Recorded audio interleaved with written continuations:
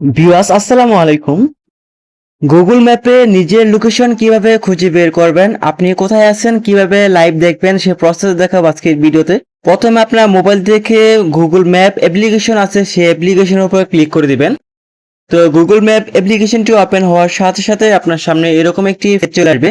So এই page থেকে আপনার লোকেশন খুঁজে বের করবো। তার জন্য প্রথমে আপনি দেখেন উপরে একটি চিহ্ন আছে, আপনি জাস্ট এই চিহ্নতে ক্লিক করবেন। দেখেন আমি মার্ক করে দিয়েছি, আপনি জাস্ট এই চিহ্নতে ক্লিক করবেন।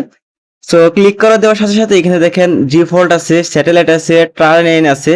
তো আপনি এখান থেকে প্রথমে ডিফল্ট এই অপশনে ক্লিক করে দিবেন।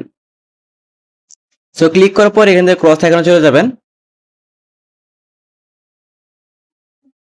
দেন তারপর এখান থেকে যদি অ্যালাউ চায় তাহলে আপনি জাস্ট এখান থেকে অ্যালাউ দিয়ে দিবেন। থার্ড অপশনে ক্লিক করার পর আপনার সামনে এরকম একটি পেজ আসবে। এরকম পেজ থেকে আপনি এখান থেকে সবুজ যে আইকন দেখতে পারবেন, সেটা হচ্ছে আপনার গুগল ম্যাপে লাইভ লোকেশন, আপনি সেই জায়গায় আছেন।